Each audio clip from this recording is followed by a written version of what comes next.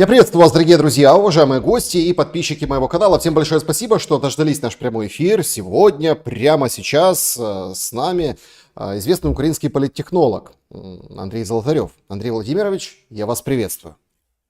Здравствуйте, Александр, здравствуйте, зрители. Известный в прошлом политтехнолог, поскольку уже лет 5, как политики в Украине нет, начиная со времен ковида и, собственно, 3 года демократуры при Зеленском, это, политика осталась в прошлом. Ну, погодите, как бы, знаете, там, как хоронить профессию, хотя многим похоронили право на профессию, это бесспорно, вот эти как раз-таки за последние годы, тут вы правы. Однако, вот мы с вами говорили перед началом эфира, да, вот когда настраивались, проверяли связь, в общем, скоро нужно будет комментировать все политические заявления и события, звать психиатров, причем таких с именем, потому что дурдом вокруг происходит, и это на самом деле не может не тревожить. Да. Безусловно, пришлось в свое время работать с одним из народных депутатов, который была профессиональным психиатром. И тогда она говорила о том, что 25% населения в стране либо клиенты, пациенты психиатра, либо потенциально близки к этому, акцентуированные личности. Я думаю, что война эту цифру поднимет до 40-50%. Вот. Да уж. Ну, будем реально смотреть на вещи. С учетом, ну, постоянно, что не день, то там вот история с мальчиком, которого тетя учила хорошим манерам с обсценной лексикой. То есть там правильному мальчик слушал песни на русском языке, ее это возбудило. И причем закончилось административным протоколом в отношении родителей мальчика. Не в отношении тети, которая, как последняя хабалка, выдавала на гора там, в отношении 12-летнего ребенка. Ну, впору задуматься о том, что среди нас социально опасные люди, которые представляют угрозу для окружающих, потому что другой может схватиться за нож, за оружие, и это реальная опасность.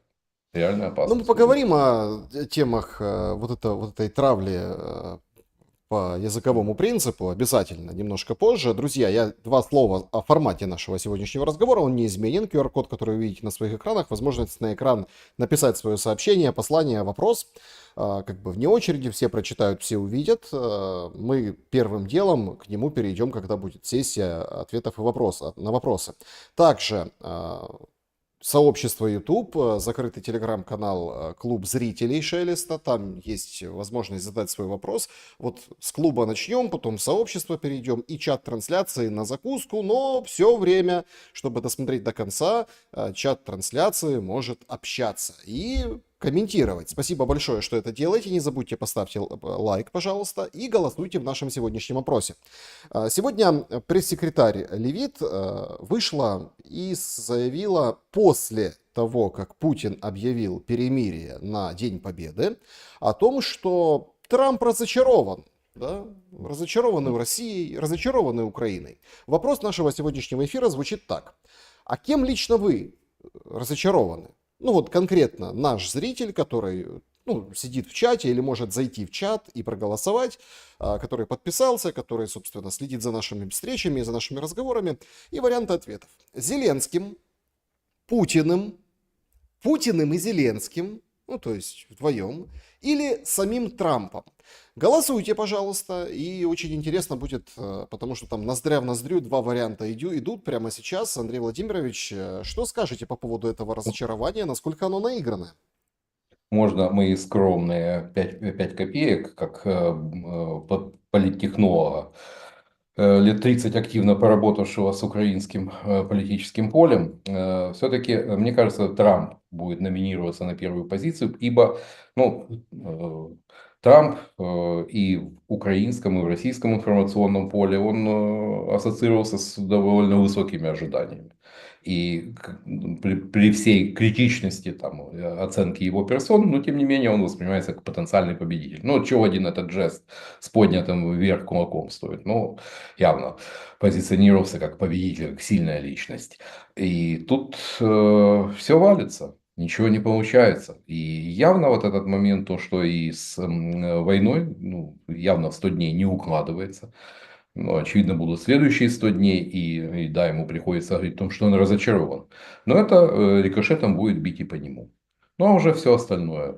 И понятно, и я был, и остаюсь при мнении о том, что и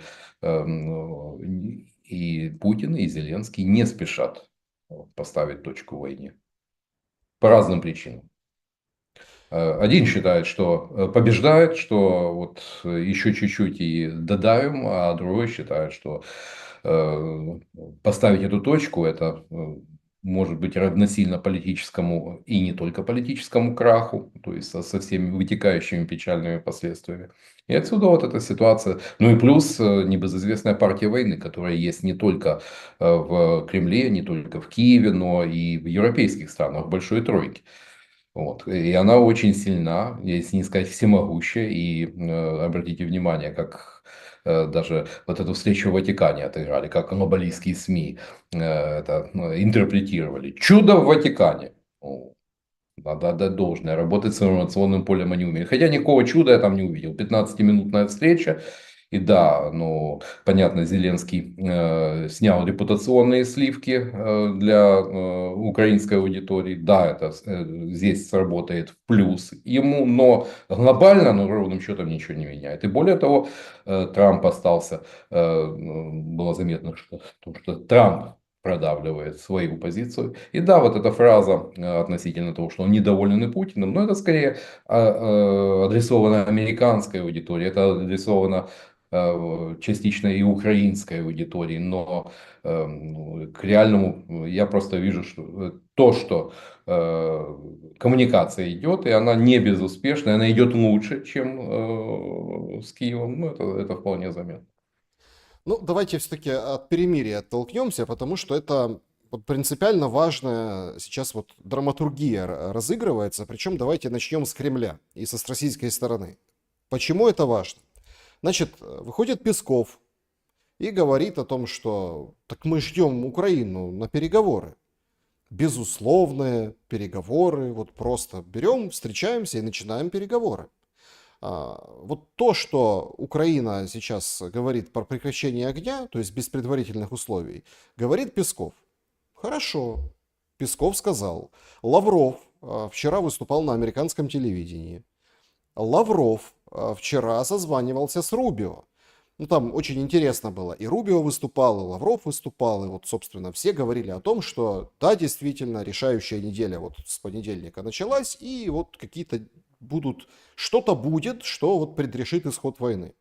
То есть Лавров вроде как выступает, говорит о балансе, о каком-то, ну, не знаю, там, о каких-то путях договоренности, о дипломатии, то есть о том, что Россия готова рассматривать, беседовать, вот мы готовы, мы открыты. И тут же прилетает в Бразилию, берет, дает интервью бразильскому средству массовой информации, печатному, и выкатывает фактически абсолютно неизменную позицию Российской Федерации, не учитывающую никакого баланса ни по одному из вопросов.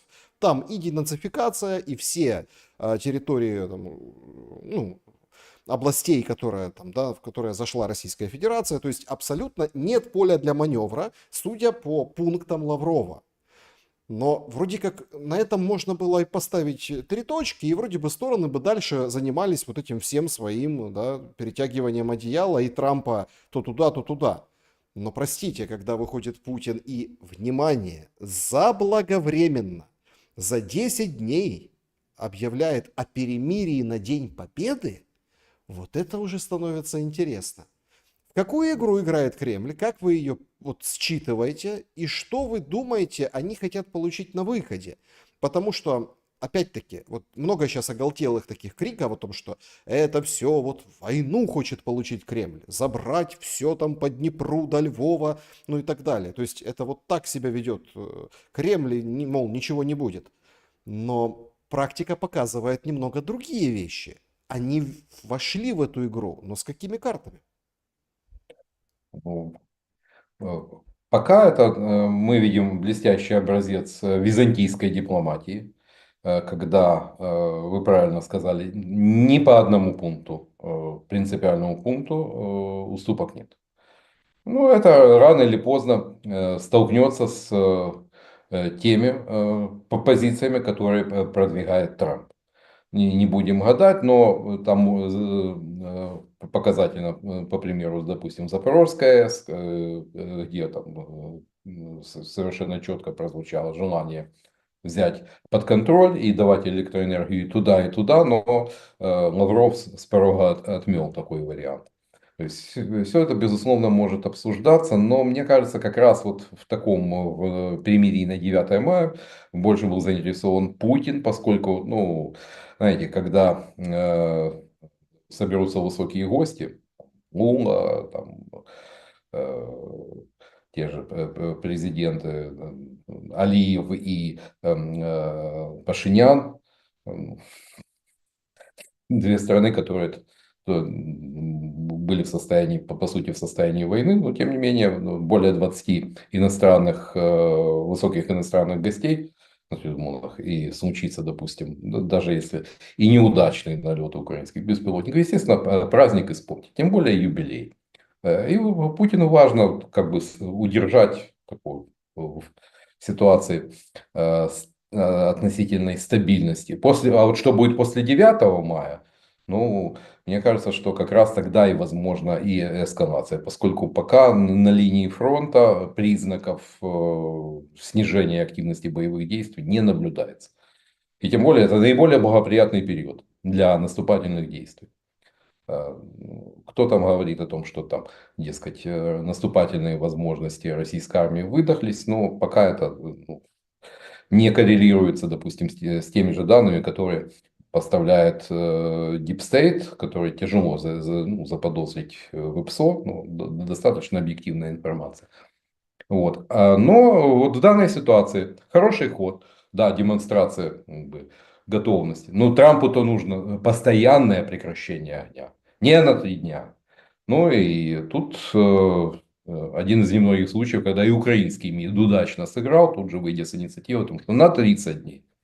То есть тоже было на Пасху на 3 дня, а теперь на 30 дней. А так, степ-бай-степ двигаться постоянно. То есть здесь позиция украинского МИДа, она оказалась ближе к тому, чего хочет президент Соединенных Штатов Америки. Ну И вот вот мне посмотрим, скажите, как я это бы требует. здесь не то чтобы дискутировал, мы посмотрим, как бы, как будут развиваться события, но все-таки есть, она налицо, эта разница. Зеленский за месяц до окончания действующего военного положения продлевает следующее. Да. Путин за 10 дней, хотя мы видели прецедент на Пасху, он может объявить за час. Они могут снять там командование, вот вам, пожалуйста, распоряжение, и через час начинается прекращение огня. Понимаете, тут еще очень такой хитрый маневр в каком плане, что Путин, у него как бы он в ручном режиме, как верховный главнокомандующий, может эти вопросы решать. Он продемонстрировал это на, ну вот, позапрошлое воскресенье. Зеленский реагирует на это, да, вот своим требованием 30 дней. Окей, но зачем Путину так задолго объявлять вот это перемирие? Ну, вряд ли, чтобы только успокоить гостей Парада Победы. Нет, не только, но это и прежде всего третья сторона. Показать, в очередной раз показать в том, что проблема, ключи от мира, они ну, находятся не в Москве, это прежде всего работайте с Киевом. Это Киев не хочет. Мы наоборот, мы за мир, мы готовы там, к как-то без всяких предварительных условий к переговорам. Ну вот. Тогда это уже подвижка. Раньше же были предварительные условия, помните, год назад, о том, что украинские войска должны выйти с территории Херсонской, Запорожской области. И тогда только мы сядем. Ну, это уже, да, это здесь смена позиции, безусловно. Но не затрагивая там системные пункты, важные для Кремля. И здесь вот идет вот такая игра, то есть перебрасывание вот этого мячика друг от друга. И вот пас, вот, хотя довольно еще много времени до 9 мая, здесь Путин опять сыграл первым. Ну, украинский МИД, я считаю, что перепасовал. А давайте на 30 дней. Ну, посмотрим, какова будет реакция. Но я согласен с тем, что да, даже не неделя, а ближайшие 2 недели они будут решающие. Так а где будет решаться? На Параде Ну, Победы? Нет, Нет, ну ну, давайте просто посмотрим. 2 недели. Ну хорошо, эта неделя встреч никаких не запланировано. Каких-то раутов, каких-то визитов, переговоров, делегаций. То есть вот это то, что после Ватикана говорил Зеленский, мы будем продолжать встречи в Лондоне и в Париже. Они бессмысленны, их нечего продолжать. Все нет, уже все там прекрасно поняли. нет, с парижской, лондонской там все, по-моему, вопрос закрыт. В потенциях европейской тройки, по-моему, все уже убедились. Но мы очень многого не знаем. Вот как, подобно тому, как все решалась ситуация с визитом в Ватикан, хотя многие предполагали, что и Зеленский туда не поедет, и поедет там кто-то другой, но у него тут как бы все еще и с нарушением протокола. Вот, что же я говорю, что чудо в Ватикане, заголовок одной из газет. Вот, поэтому события, дело в том, что могут произойти события, которые торпедируют процесс. Будем говорить не только о том, что содействует, но и о том, что может случиться то, что торпедирует процесс. Поскольку, еще раз повторяю, партия войны, она довольно сильна. И как раз игнорировать этот фактор не стоит. Но давайте смотреть на вещи, как оно есть. Трамп, по крайней мере, это мы видим, он додавливает Владимира Александровича. Можно, да, сколько угодно тянуть резину, но рано или поздно загонят в угол, рано или поздно поставят в такую ситуацию, когда ну, ни козырей, не то что козырей, возможностей дальше уже не будет. Еще раз повторяю, ну, можно сколько угодно там говорить о том, что Соединенные Штаты там, нас предали, нас сливают, но тем не менее львиная доля военной и финансовой помощи это Соединенные Штаты. 75% финансовой и военной помощи это Соединенные Штаты Америки. Без этого, ну, я не представляю, как армию же на что-то надо содержать, нужны деньги. С деньгами вы видите эту историю с вот этими рейскинскими воррентами. 600 миллионов не смогли выплатить. Ну, объективно, там, да, действительно, форс-мажорная ситуация, война, но как бы по пакта серванта сунт договора должны выполняться. По договору должны были выплатить 600 миллионов. Так и не договорились. Это, ну, маркер того, что не все гладко с государственными финансами. А миллионы армии, ну, что-то надо содержать. Надо выплачивать, надо выполнять социальные обязательства. Поэтому вероятность того, что Трамп дожмет, она возрастает. Но, еще раз подчеркну, может прилететь черный лебедь, который опять спутает все карты и опять, скажем так, стрелка повернется в сторону войны. Андрей Владимирович, а что вообще есть какая-то, ну, такая рациональная, давайте так, надежда или роль вот этой сделки, которую сейчас, о которой договаривается Шмыгаль? Значит, чем нас кормят? Нас кормят тем, что переговоры прошли, Шмыгаль отчитался о том, что будут какие-то специальные пошлины на российские товары, а процент из них пойдет на восстановление Украины. Это типа репарации. Нам говорят, что уже не будет вот этой истории, что со всей прибыли по недрам, газу, там, по всему на свете, да, что будет отчисляться в этот фонд. Не будет теперь это так, да, будет там как-то вот по-другому.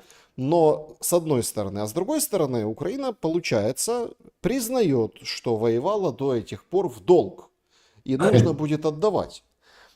И пауза такая странная, да? Трамп вроде бы копытом бьет, говорит, что ж вы не подписываете 3 недели, как бы кота за хвост тянете. А мы вроде говорим, что вот смотрите, какие подвижки серьезные, но мы еще продолжаем договариваться. Вообще эта сделка кому-то сейчас нужна, интересно? Она интересна прежде всего Вашингтону, как базис, как и политическая составляющая. Трампу надо показать в том, что он за каждый доллар денег американских налогоплательщиков спросит и сможет вернуть эти средства с прибыли, учитывая то, что дела политические, скажем, процесс в Соединенных Штатах уже медовый месяц по сути закончился, и рейтинг Трампа пошел вниз. То есть ему надо демонстрировать успех. А вот украинской стороне, ну, здесь мы массу, опять же, ну, очень многого не знаем. Мы не знаем, что было в секретных приложениях к договору, столетнему договору с британцами. Такое может быть вполне духе 90-х, когда одно и то же предприятие обещают двум бригадам. Потом они приезжают на стрелку и, как говорится, начинается теплое душевное выяснение отношений. Как говорится, и подбивают баланс с помощью калькулятора Калашникова. Такое тоже случалось. Ну, я думаю, что конфликта Вашингтона и Лондона удастся избежать, но положение явно такое. Когда, если кому-то уже обещано, то как это подписывать? И понятно, что и затягивают время. Тянут время, с одной стороны. С другой стороны, то, что заявил Шмыгаль, о том, что это не будет фиксироваться как долг. Ну, знаете, как в народе говорят, обещанка-тятенка. Вот. Я бы ни одному слову не верил, глядя в честные глаза нашего премьера, потому что, опять же, мы ничего не знаем, что Четыре там. глаза. У Да, премьера четыре глаза. да. Пусть будет 4, но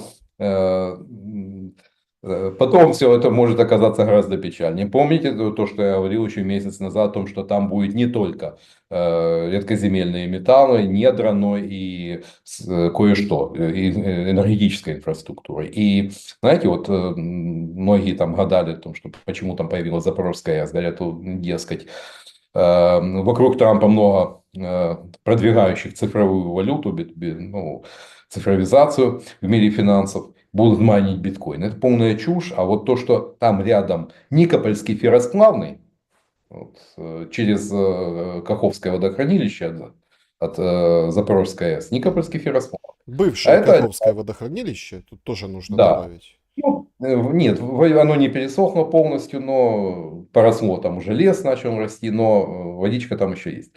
Вот. Ведь без ферросплавов ничего не сделаешь. Даже иголку, не говоря уже о броне, о инструментальных сталях. И это один из мировых, скажем так, имеет, в мировом масштабе имеет значение Никопольский ферросплав. Как знать, может быть, заокеанский чужой у украинского олигархического хищника задумал отжать, положил глаз, учитывая тем более, что процесс обезжиривания Бенциона и его партнера Боголюбова, похоже, уже пошел. Вот, вполне, ну, не будем отбрасывать такой сценарий. Поэтому потенциально эта сделка ничего хорошего для украинской экономики она не несет. То есть она закрепляет, опять же, ее вот этот ресурсный, сырьевой характер со всеми вытекающими отсюда социальными и политическими последствиями. То есть Мгм. посмотрите на страны, там, где Соединенные Штаты, ну, лет 100 как отоборились, те же Филиппины. Ну что это, страна-образец финансового и экономического благополучия? Нет. Не, ну нам, С- нам все Дубай говорят, вот смотрите, вот. Ну, Так, понимаете, в ну, чем дело? То есть, не туда смотрят. Даже, ну, как бы мы уже проезжаем там и ту же Бразилию или ту же Аргентину, они покажутся оазисами благополучия. А в таком варианте, ну, по сути, Украина превращается в такую в плантацию в духе 19 века. То, что было озвучено, и как говорится, 48 страниц абсолютно позорного и кабального документа. Вот. Но что будет на выходе? Пока я вижу, что тянут время. Поскольку прекрасно понимают, ну, что политически это может похоронить любую фигуру, которая там, осмелится поставить подпись. ну, получается, что эту сделку подпишут после объявления там долгосрочного перемирия. Я думаю, да. Но ее дожимают. И, возможно, даже как говорится, там с нею проще. С нею проще. То есть и тут нет трех сторон, где каждую, здесь понятно, на кого давить, кого дожимать и тем более чем дожимать.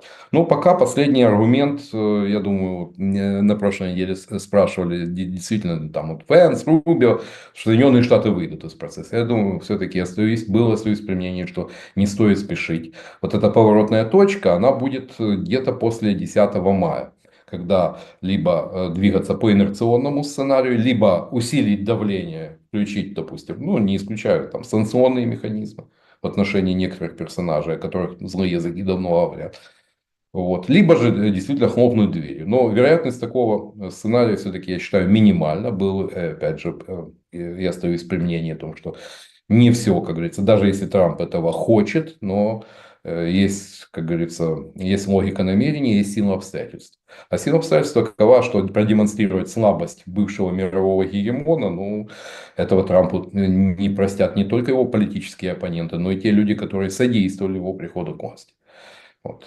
Тем более, что желающих пощупать Соединенные Штаты на слабо будет хоть отбавляй. Ну, и кто с Трампом будет о чем-то договариваться. Если увидят, что слова Дональда Фредовича это песок, это пыль. То есть они ничего не стоят. Тут как бы, ну, они продолжают работать, но уже там многое поменялось. Радио «Свобода» выходит и говорит, что из плана Трампа по мирному урегулированию в Украине тихо исчез призыв провести выборы в Украине. К большому облегчению Европы на данный момент исключен этот призыв, пункт, который, как говорят европейские дипломаты, тихо исчез из американских тезисов после того, как был первоначально упомянут в качестве потенциального условия. Тем не менее, Россия все еще может настаивать на этом. Это вот такой материал, ну, цитата из материала «Радио Свободы». А куда делись выборы? Вот правда. И они еще никуда не делись. Даже, ну, и де юре фиксировать в договоре, ну, это, знаете, дело в том, что дожать выборы можно и после того, как это будет заключено. Тем более, что инструментов для этого у Трампа хватает. Вопрос, будет ли у него желание, это другой вопрос. И опять же, какие выборы? Если у власти остаются все силовые, административные инструменты и остается монополия на медиа, то Владимиру Александровичу ничто не помешает нарисовать, ну, Разумкова ведь 102%, он же был одним из политтехнологов штаба Зеленского. Ну, как бы там ни было, но был спикером, то есть человеком, вхожим в кухонный кабинет избирательной кампании. Ну, он знает, о чем говорит. 102% говорит, нарисует. Да, и я и ранее говорил о том, что выборы могут быть по форме выбора, а по существу это может быть издевательство над демократической процедурой. То есть выборы, конкурентные выборы и выборы для проформы. То есть, чтобы создать видимость процедуры. Это две разные вещи. Как говорят в Одессе, две большие разницы. Поэтому я думаю, этот вопрос отделили, видимо, видя потенциальное нежелание, то есть и неприятие этого пункта со стороны банковой. Я думаю, что благоразумно решили, если об этом спотыкаемся, решили просто это убрать.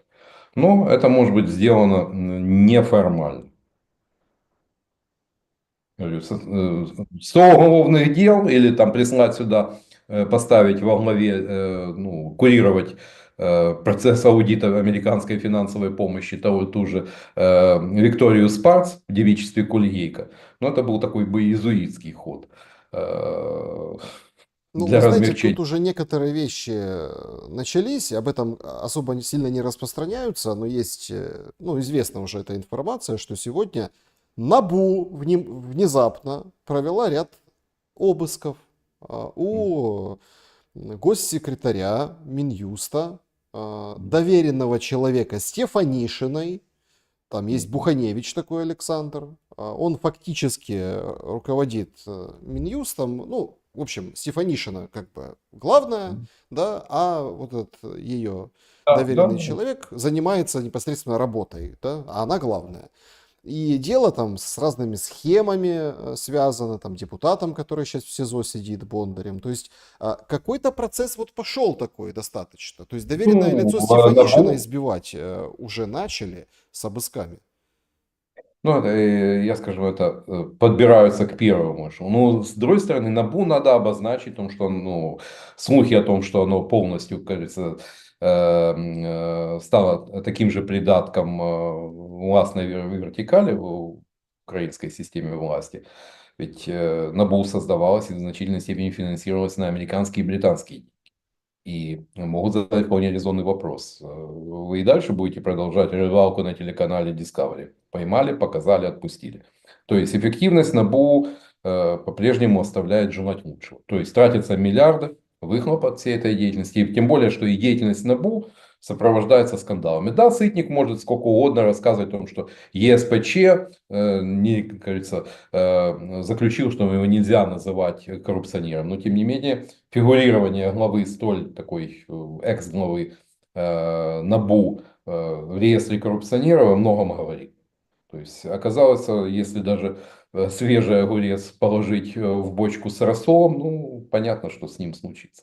Вот так и с НАБУ. НАБУ, как говорится, целиком растворилась в вот этой нашей системе коррупционно-властных отношений, и им надо сейчас показать результат. Поэтому, возможно, и этим и объясняется такая активность в том, что мы, как говорю, и представители топов, готовы ощипать. Тем более Минюст, там все прекрасно знают, потому что это еще тот гадюшник в плане коррупции, в плане всевозможных схем, э, недружественных поглощений собственности.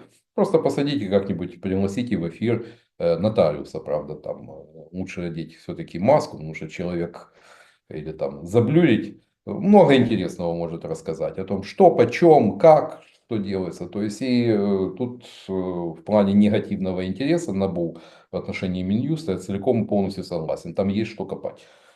Мгм. Вернемся к такой более политике на земле, более приземленной и к перспективам дальнейшей, скажем так, а, политической игры вокруг мира.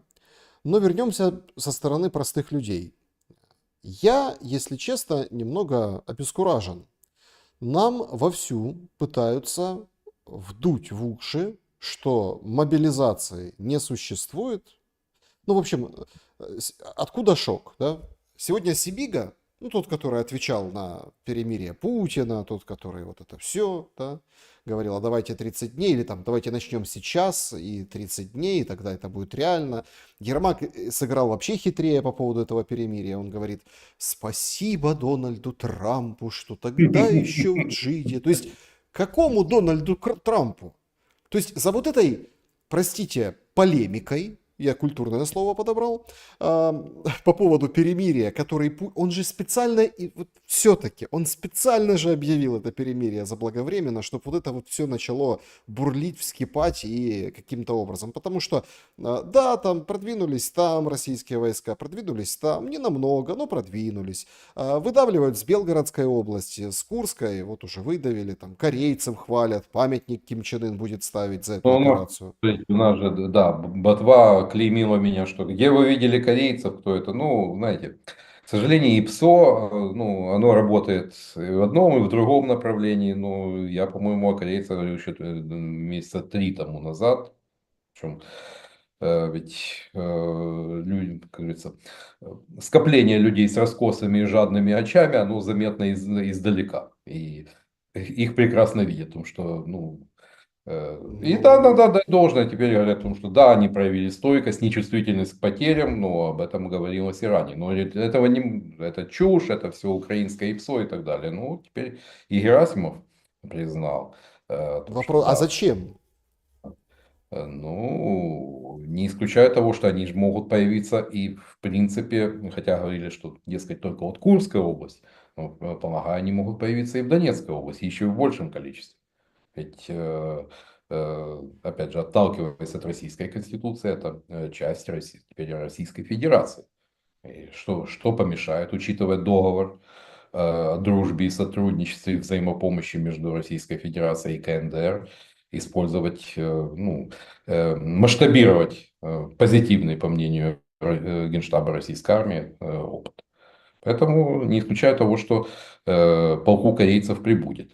И, возможно, и на других участках фронта.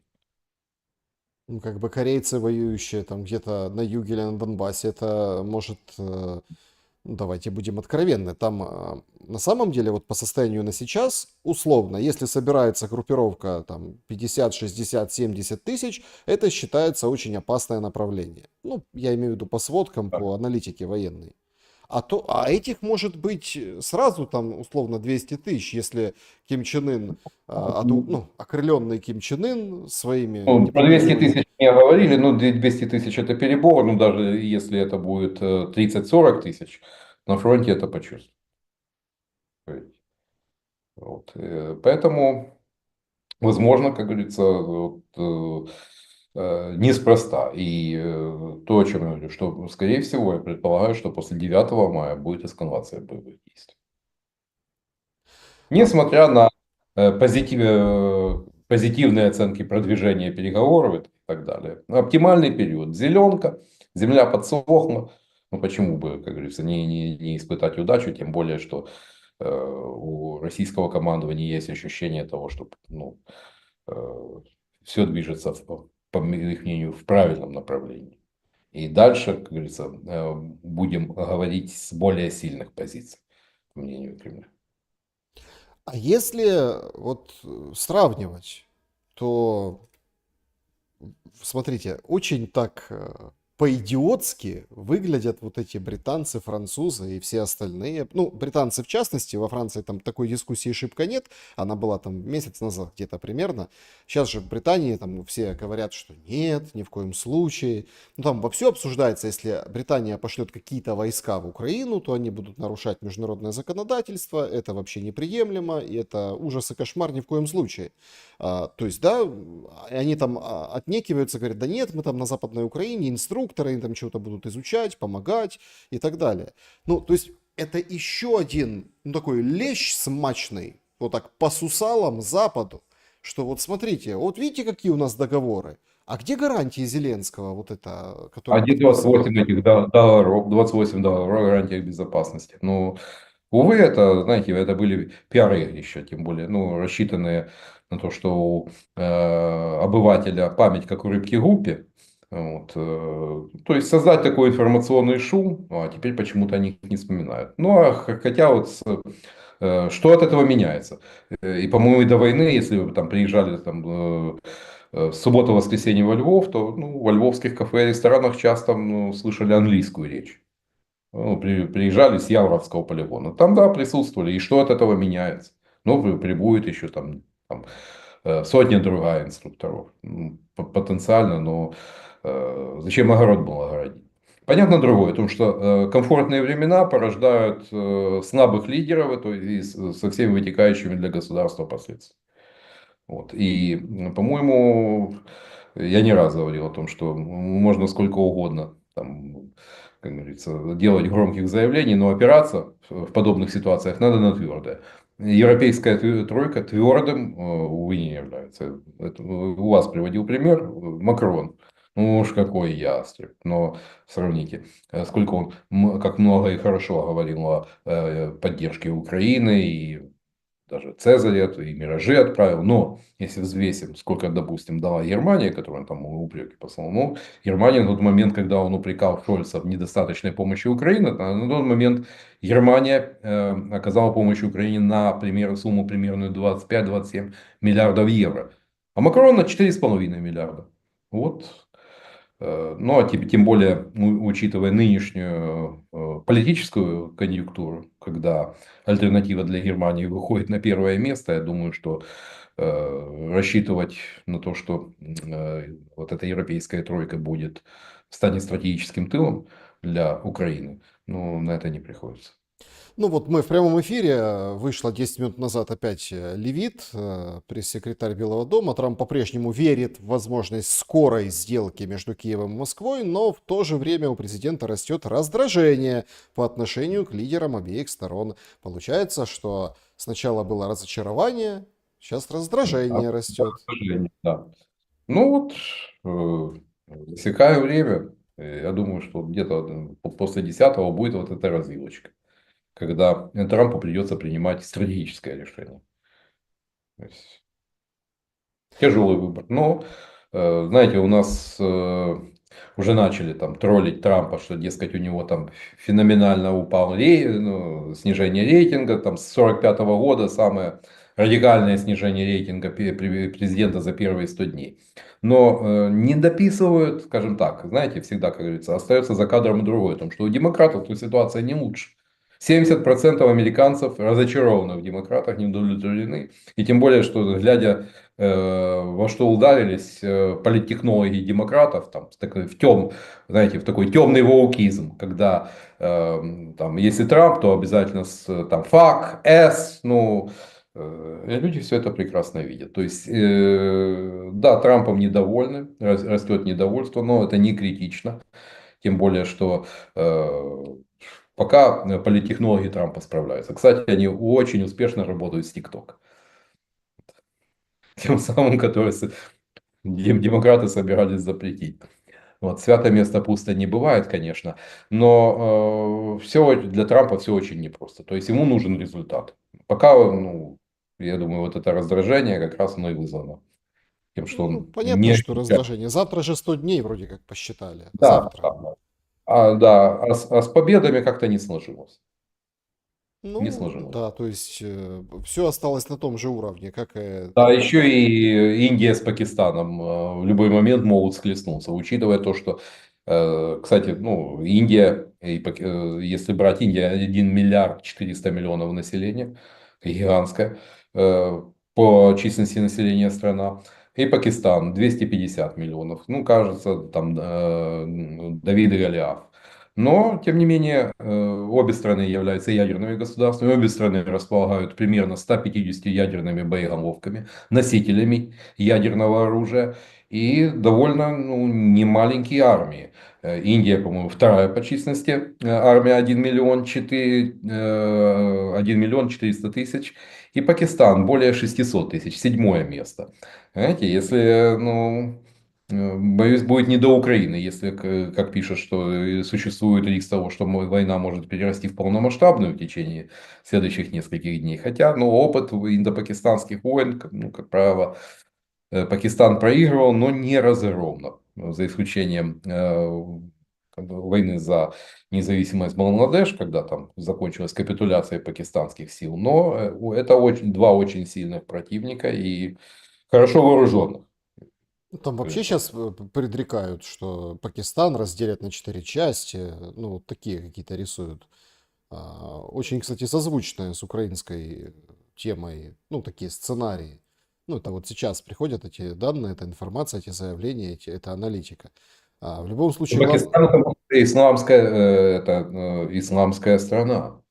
А, Это может потянуть за собой цепочку. И за Пакистаном стоит Китай. Причем это многолетний партнер Пакистана еще со времен Афганской войны. Ну, китайское оружие как попадало к маджахедам через Пакистан. Который, кстати, Китай, Пакистан тогда сотрудничали в военно-промышленном, ну, в сфере военно-промышленного комплекса. Там китайские танки стояли на вооружении армии Пакистана, самолеты Китай поставлял Пакистану, поскольку у Пакистана довольно вот, в его политической истории были неровные отношения с Соединенными Штатами, вот они как бы для баланса.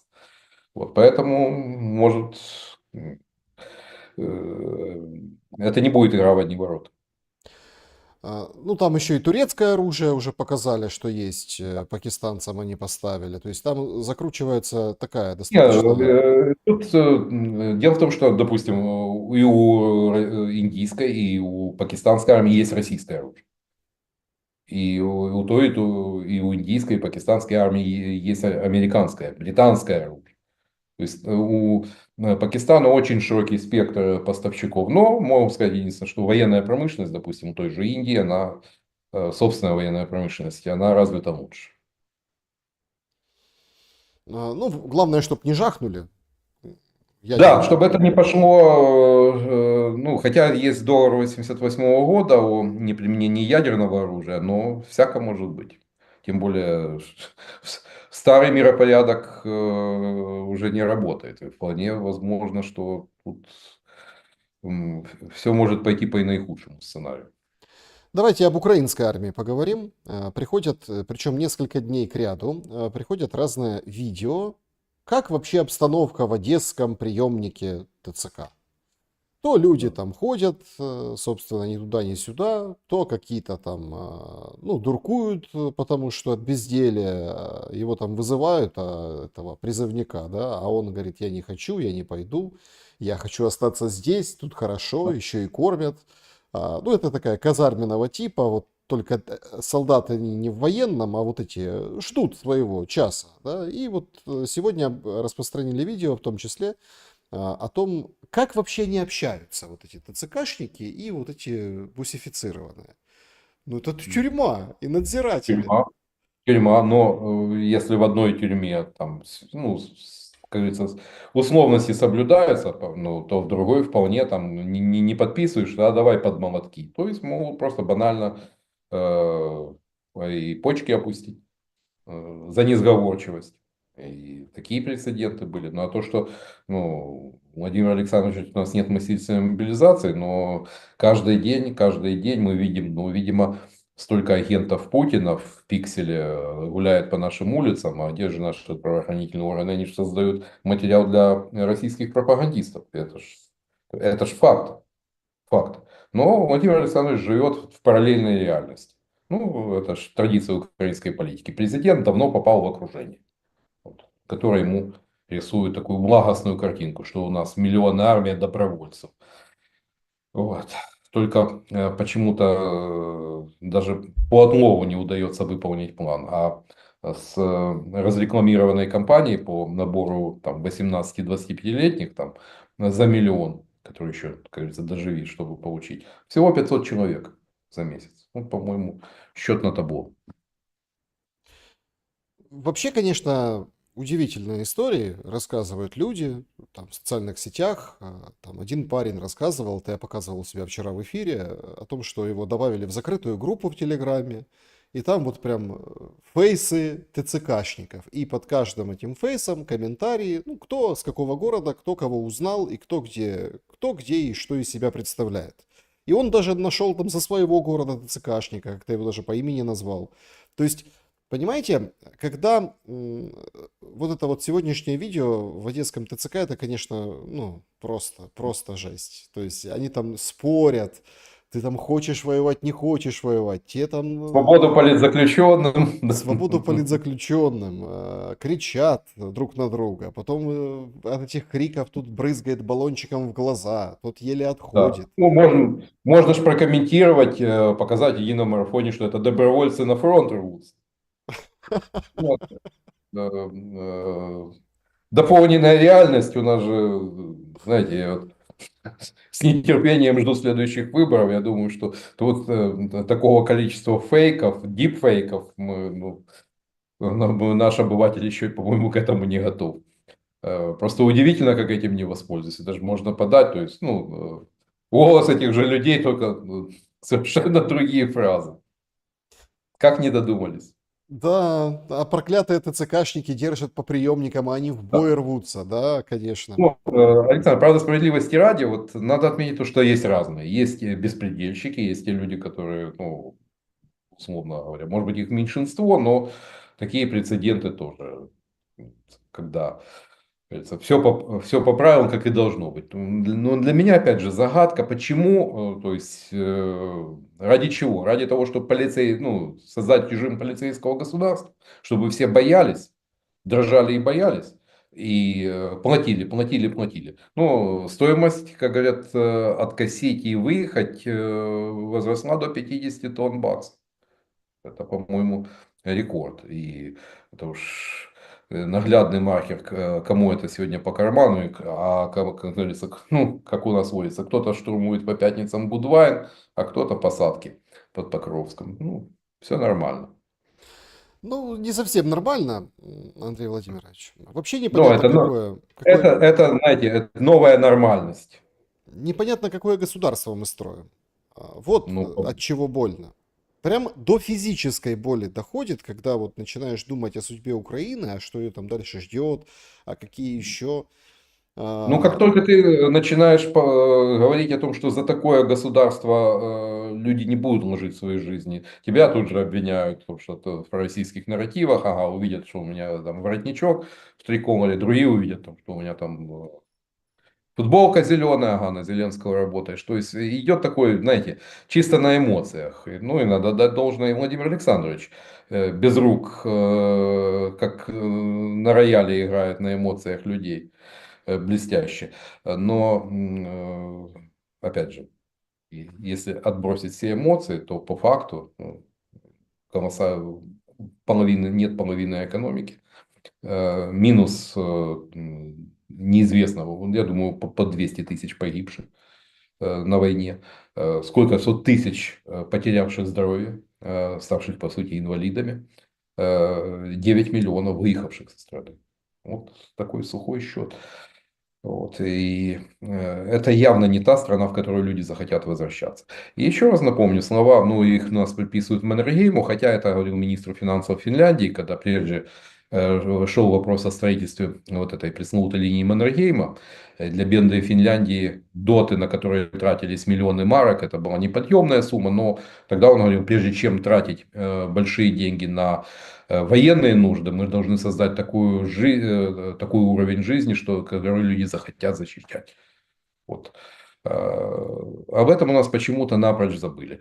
А те реалии, в которых вот такой полуфеодальный гнойник, в который превратилась нынешняя Украина, ну, я боюсь, что да, есть идейные патриоты, которые будут, как говорится, но они окажутся, боюсь, в меньшинстве. И с чем останется страна, и в каком размере. Ну, это уже 100 лет назад мы это проходили, как тогда пели. В вагоне директория, под вагоном территория. Ну, по-моему, э, это наш национальный вид спорта, бег по граблям, и не дай бог, чтобы это повторилось. Вы начинали наш разговор с того, что сходят с ума украинцы, и это видно.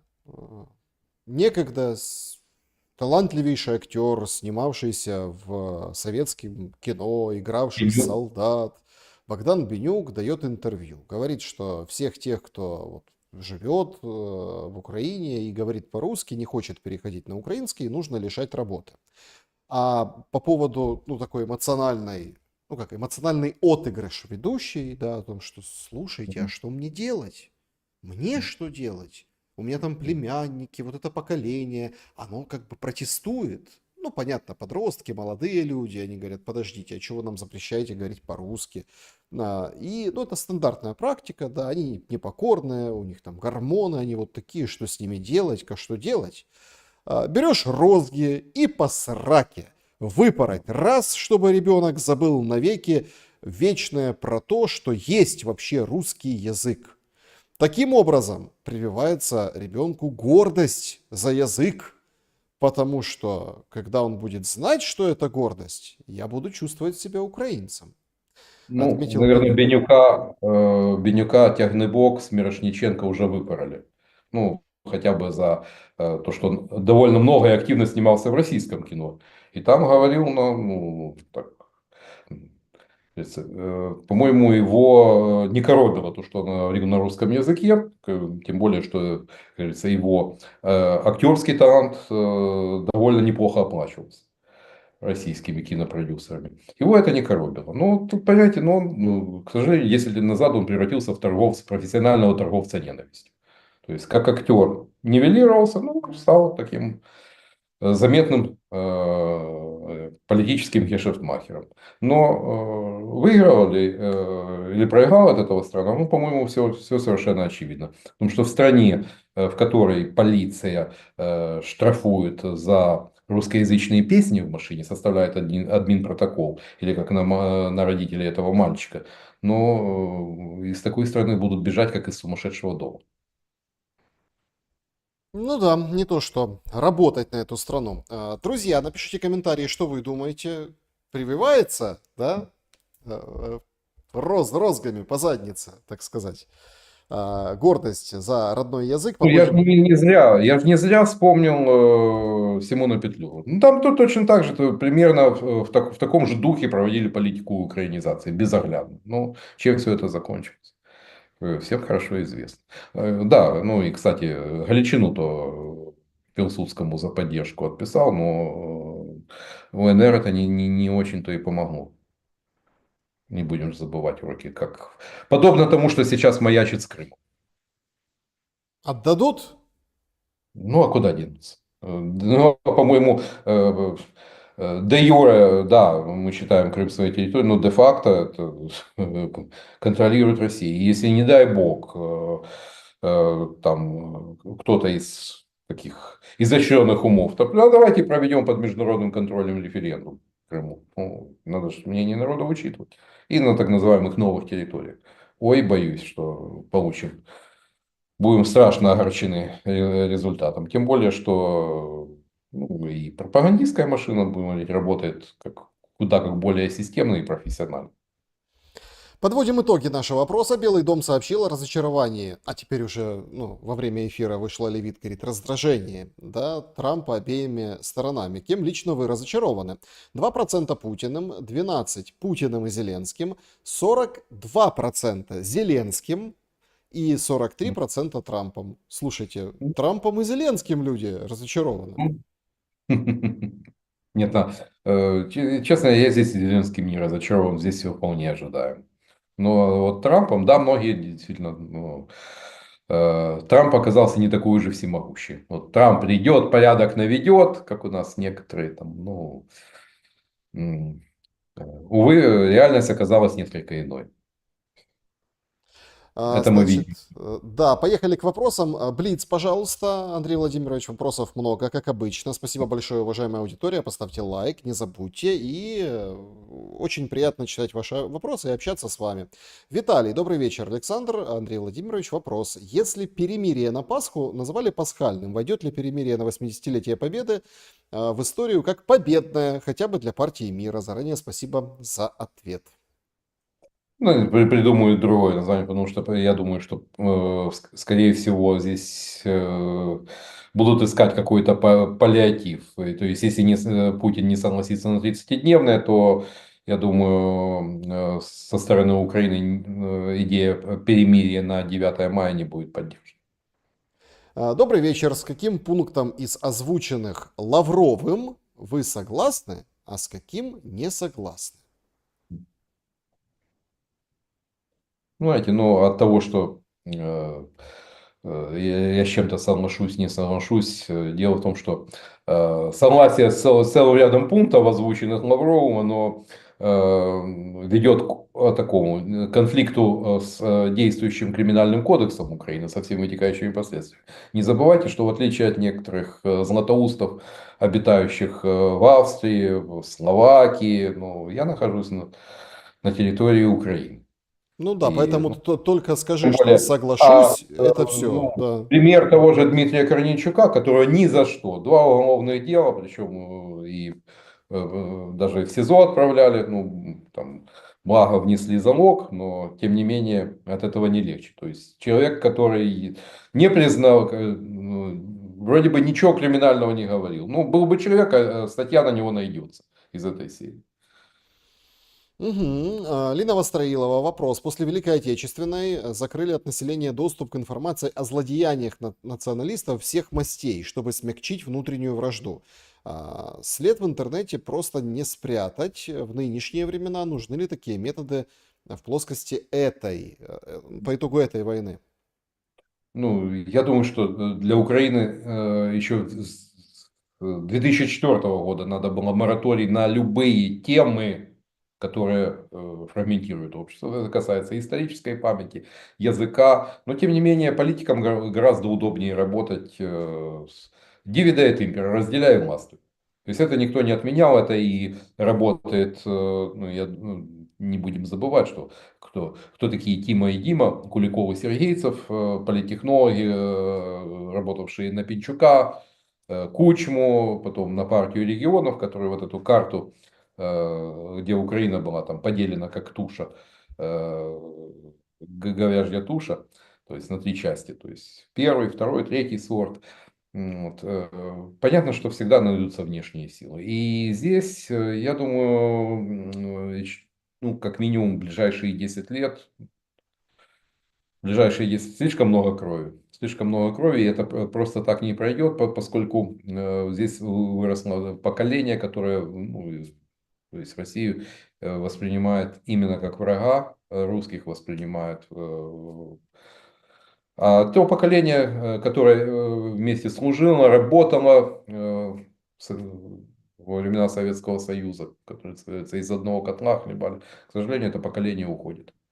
Ну, вот такая печальная реальность. Да, Приведут ли адекватные люди к рулю государства, это другой вопрос. Понятно, что ну, на ненависти, ну, торговать ненавистью можно некоторое время. Но если на всем этом, на этом строить политику государства, рано или поздно финал будет печален.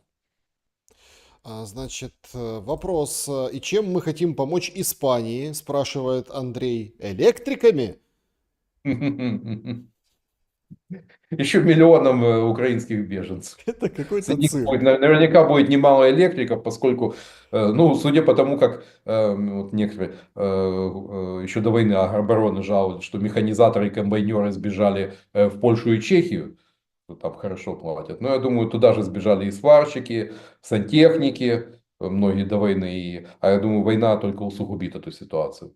Как раз, ну, рабочие руки и головы — это единственное, чем мы можем помочь Испании, поскольку даже в рамках европейской энергосистемы, ну, не в нашем-то положении.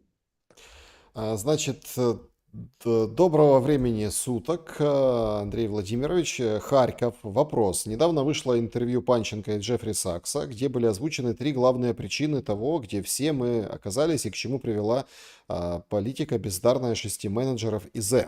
Как вы думаете, Сакс, он прав и говорил откровенно? И вообще, как относитесь к его утверждениям? Спасибо большое. Ну, с многими утверждениями Сакса согласен, и не могу не отметить то, что Сакс, он очень последователен в своей позиции. Да. Есть он не переобувался, как это очень часто случается с многими экспертами и учеными мужами. То есть он, да, он последователен. И, ну, во всяком случае, он один из тех экспертов, ученых с мировым именем, ну, собственно, которых время от времени надо все-таки слушать, почитывать.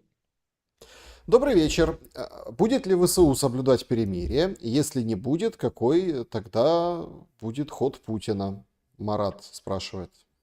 Знаете, ну и пасхальное перемирие, оно было весьма условным. Опять же, если где-то, ну, мы неделю назад говорили, если в том же Бахмуте было феноменально тихо впервые за 3 года войны, то в Харьковской, Сумской области этого нельзя было сказать, равно и в Донецкой. То есть время от времени там вспыхивали, даже были и штурмы. Поэтому и с той, и с другой стороны могут быть эксцессы. Вопрос, будет ли политическая воля. То есть ведь любой такой прецедент можно использовать как пример того, что противная сторона не соблюдает перемирие, и, дескать, ну а если есть политическая воля, то могут закрыть глаза. И не будем забывать то, что во время Минских соглашений по 30 перемирий было. По Да, 30 перемирий. И каждый раз то где-нибудь там на взводном опорном пункте кустики шелохнулись, а давай туда шмальнем. А там вот хохлы или кацапы стреляют, давай засадим, как говорится, в ответ. И начиналось. И поэтому раз за разом вот эти перемирия, они долго не выдерживались. И, к сожалению, у меня в этом плане, в плане возможности удержать режим прекращения огня, у меня очень большие сомнения. Скепсис. Прямо говоря. значит, вообще вопросы потрясающие в сообществе. Вот Кристина Мина пишет, риторический, но все же важный. В этом году великая дата 80 лет. Могли бы вместе отмечать и праздновать. С каждой семьи есть герой, который воевал, чего не хватало украинцам. Эх, а чего не хватало украинцам? Нет, ну, если есть задача на перепрошивку, то, естественно, сбивают таблички, ломают памятники, хотя, ну, воевать с мертвыми — это последнее дело.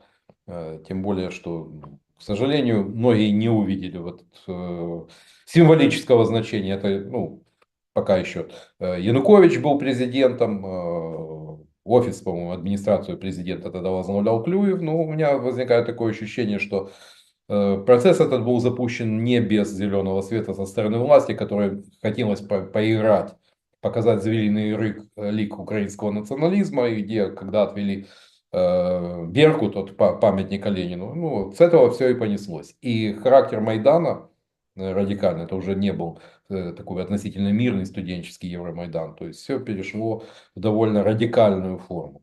И вот этот, собственно, вот по этой дорожке, ну, докатились уже до того, что за русский язык призывают бить. Вот, к сожалению, но это реальность. Мгм. И 9 мая, которое должно было, по идее, могло бы, да, действительно объединять, это теперь, ну, в Украине, по сути, под запретом, как праздник. Андрей, значит, вопрос. Что вы не думаете ли вы, что перемирие Путин объявил, зная или имея какие-то разведданные, что Украина хочет к 9 мая куда-то опять зайти на территорию России, как бы испортив праздник? А так, получается, Украина будет нападать, когда Путин одностороннее перемирие объявил. Вроде как невыгодно. Николай спрашивает. Нет, ну, это действительно будет выглядеть совсем не камильфо в этой ситуации, но ходят такие слухи о том, что да, возможно там снова будет попытка наступления. Увы, но я не хочу пока комментировать, потому что пока это слухи, то есть и очень мало фактов, но мы уже говорили о том, что такой черный лебедь вполне возможен. И да, это будет использовано, естественно, другой стороной, как повод для эскалации.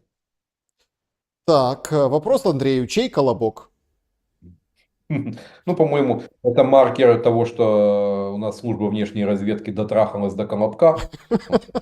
Там до мышей, а до Колобка. Ну, по-моему, наглядный показатель профессиональной деградации. Ну, ну, знаете.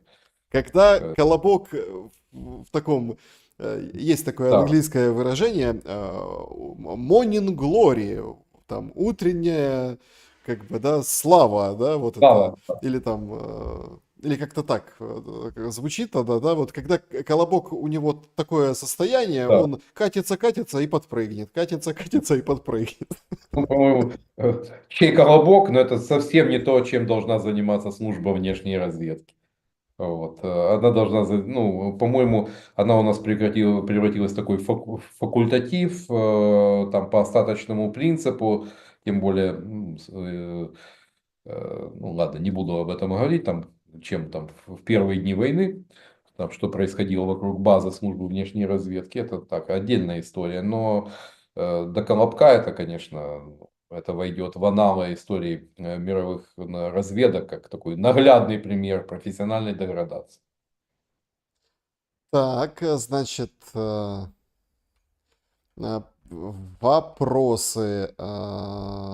Вопросы, вопросы. Это я перемещаюсь уже в чат трансляции непосредственно.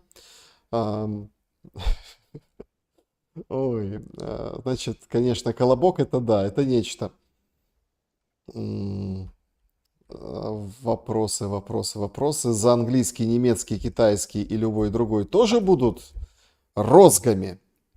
Нет, нет, нет, нет. Ну, у Пользователь нас спрашивает. э, один одвечный ворог, вот, пока забыты былые обиды, там, как это, как вели себя поляки во время пацификации, там, или как украинских девчин крымские татары угоняли на рынок в Кафу, торговали. Ну, в основном там же живой товар был тех, кого там по Подоле, там, по Приднепровью в ходе набегов крымских. Это, естественно, забыто. Вот и теперь, ну, как говорится, у нас по канонам один отвечный ворог со всем вытекающим. Поэтому можете говорить на крымско-татарском, на польском, немецком, английском, даже на урду или хинди.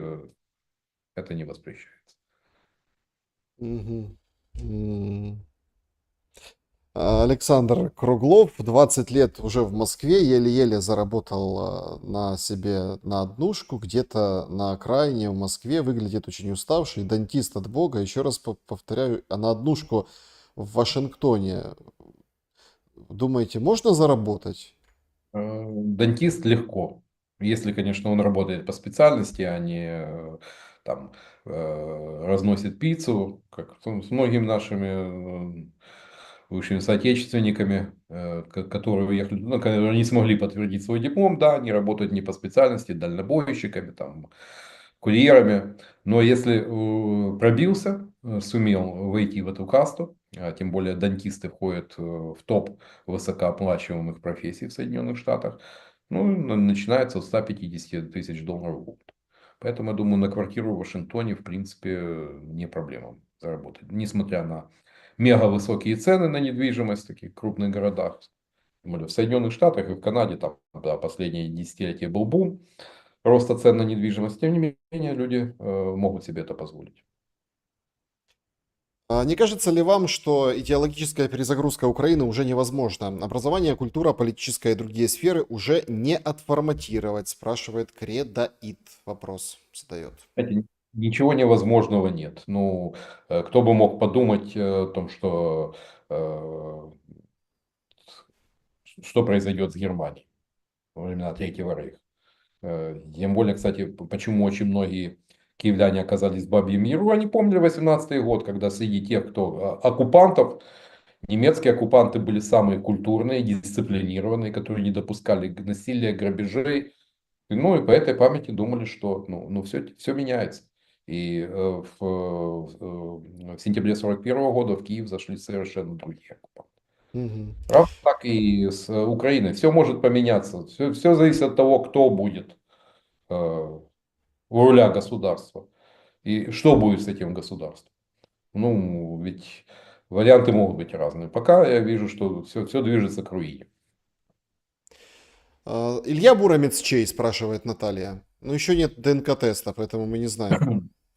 Ну, знаете, у нас, по-моему, ходят такие упорные слухи о том, что якобы мощи могут там вывести там, ну, под видом экспертизы. Ну, э, не хочу комментировать слухи, но тут очень трудно определить, кто чей. Ведь не будем забывать и о том, что и Юрий Долгорукий, ну, тоже его биография тоже связана и с Киевом как таковым. Дело в том, что тогда не было же такого. Да, были Украинцев тогда не да, было, так и не было, и россиян Россия. не было, и Да, украинцев. да, да. Ну и Киевская Русь это во многом, скажем, какое-то уже потом появилось, как такое обобщающее наименование. Поэтому, ну, делить, опять же, история у нас вот в постсоветских странах, увы, во всех без исключения, это политика, обращенная в прошлое. Со всеми вытекающими отсюда последствиями. Да, друзья, всем большое спасибо за то, что посмотрели этот выпуск нашего разговора с Андреем Владимировичем. Андрей Владимирович, я очень благодарен вам за время и мысли. Взаимно. Друзья, берегите себя, поддерживайте друг друга. Это очень важно. Доброе слово, оно лечит. Всем добра и света. Тихой, мирной, желательно, ночи. Увидимся.